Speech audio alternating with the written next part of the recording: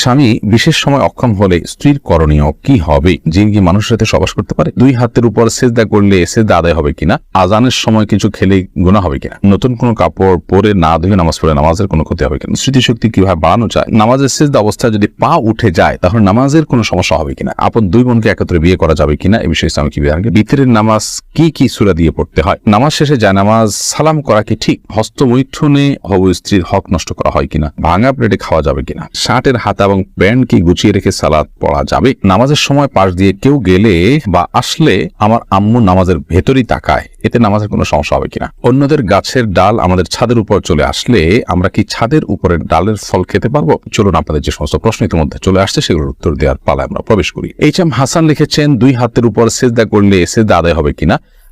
সেজদা করবেন আপনি জমিনে, হাতের উপরে সেজদা করবেন না। যদি কোনো কারণে হাতের উপরে কেউ সেজদা করেন, হয়তো জমিন তার জন্য উপযোগী না বা জমিনে করার কোনো ব্যবস্থা নাই, আদায় হয়ে যাবে তার সালাত। নাহিদ ইসলাম আপনি লিখেছেন, নামাজ শেষে জায়নামাজ সালাম করা কি ঠিক? না, জায়নামাজ সালাম করার কিছু নেই। সালাম করতে হবে মানুষকে।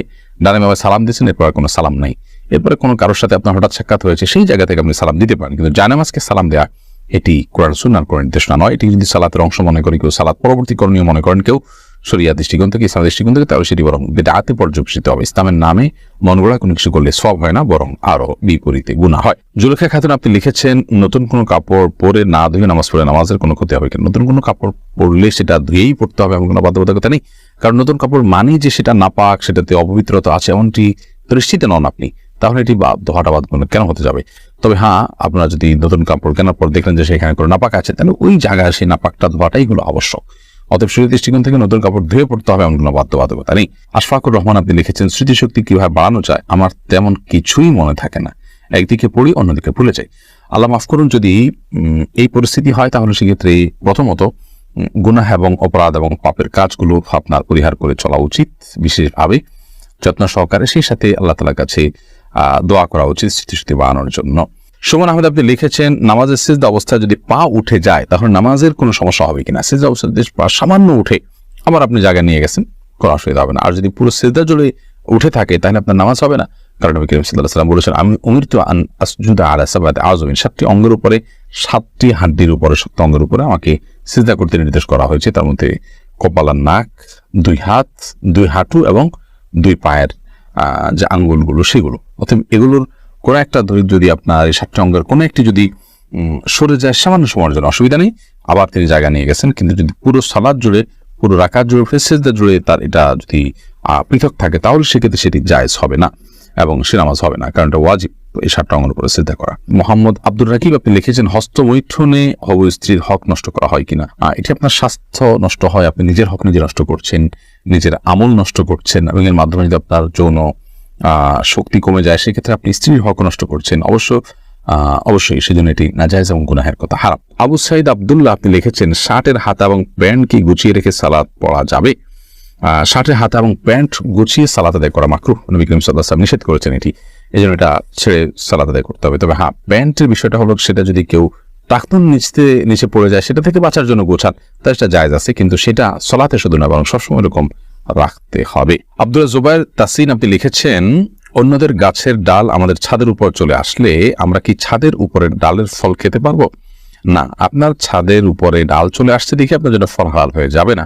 তবে আপনি সেই ব্যক্তিকে রিকোয়েস্ট করতে পারেন এবং দাবি তুলতে পারেন যেন আপনার জায়গা থেকে গাছের ডালটা সরায় নেওয়া হয়, এবং যদি আপনার কোনো অসুবিধা না হয় আপনি ছাড় দিতে পারেন, কিন্তু আপনি এর ফল খেতে হলে অবশ্যই মালিকের অনুমতি আপনাকে নিতে হবে। আপনি এখানে চলে আসতে দেখেই আপনি কিন্তু মালিক হয়ে যাননি। তন্নি আইডি থেকে আপনি লিখেছেন, নামাজের সময় পাশ দিয়ে কেউ গেলে বা আসলে আমার আম্মু নামাজের ভেতরই তাকায়, এতে নামাজের কোনো সমস্যা হবে কিনা? না, অবশ্যই তার দিকে তাকানো উচিত নয়, কারণ সালাতরত অবস্থায় কেউ যাচ্ছে তার দিকে আপনি তাকানোটা আপনার সালাতের যে খুশু এবং ক্ষুদ্র তার বরখেলাফ হয়। বাট যেটি করা উচিত সেটি হলো, নবী আলাইহিস সালাম বলেছেন, তোমার সালাতের সামনে যদি কেউ যায় তাহলে সেক্ষেত্রে তাকে বাধা দাও। কোন বর্ণনা আছে তাকে তার সাথে লড়াই লিপ্ত হয়, কারণ সে শয়তান, কারণ সে তোমার মনোযোগকে নষ্ট করছে, তোমার সালাতের এরিয়ার মধ্যে এসে সে তোমার দৃষ্টিকে আকর্ষণ করে ফেলছে এবং মনোযোগে ব্যাঘাত সৃষ্টি করছে। এই জন্য তাকে বাধা দিতে বলা হয়েছে।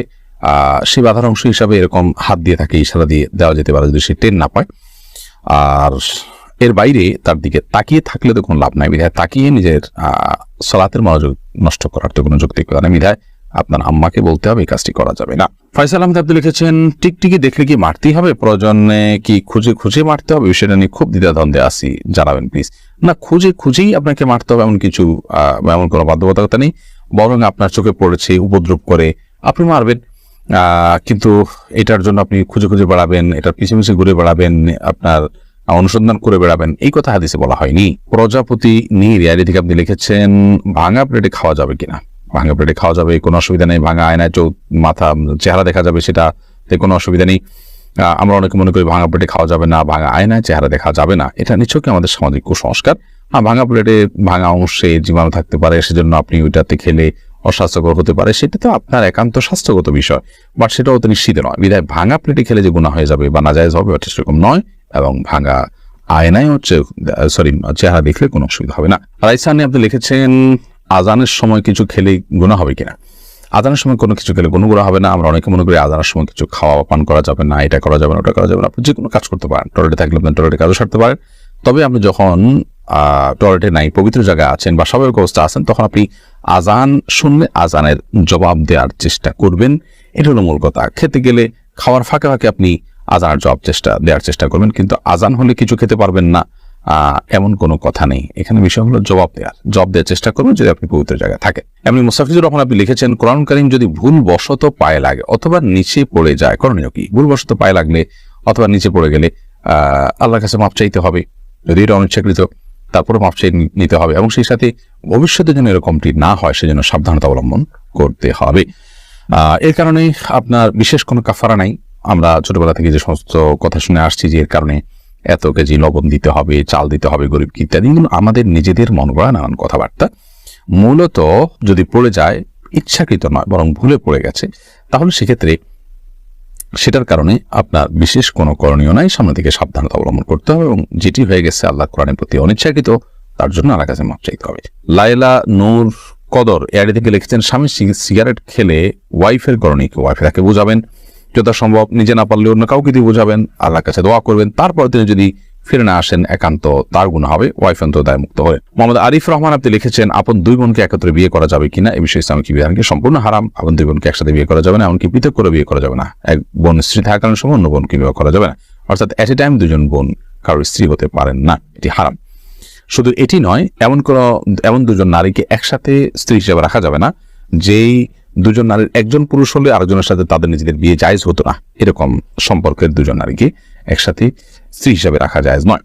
হ্যাঁ, একজনকে বিয়ে করেছেন, তার সাথে বিচ্ছেদ হলো বা তিনি মারা গেলেন, তারপর অন্যজনকে বিয়ে করেছেন, তারপর সেটি জায়েজ আছে। এরপরে মোহাম্মদ বেলাল হোসেন লিখেছেন, জিন কি মানুষের সাথে সবাস করতে পারে? জিন মানুষের স্ত্রী মিলনে মানুষের সাথে সামিল হতে পারে বলে বিভিন্ন বর্ণনা থেকে বোঝা যায়। বিশেষ করে যখন বিসমিল্লাহ কেউ পাঠ না করে তখন জিন সেখানে সামিল, খুব ভয়াবহ কথা অবশ্য।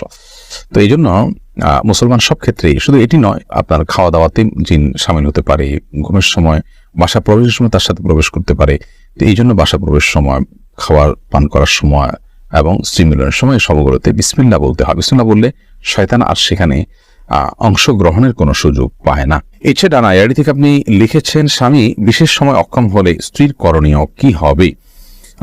স্বামী যদি অক্ষম হয় পুরোপুরি এবং স্ত্রী যদি তার যে চাহিদা আছে এটি পূরণ না হওয়ার কারণে তিনি গুনাহে এবং পাপে লিপ্ত হয়ে যেতে পারেন এমন আশঙ্কা তৈরি হয়, তাহলে সেক্ষেত্রে অবশ্যই সে স্বামী থেকে তিনি বিচ্ছেদ নেবেন। যদি সেটা চিকিৎসার অযোগ্য হয়, চিকিৎসার যোগ্য হলে সেটার জন্য অবশ্যই তিনি সময় দিবেন, সুযোগ দিবেন, চেষ্টা করবেন নিজে।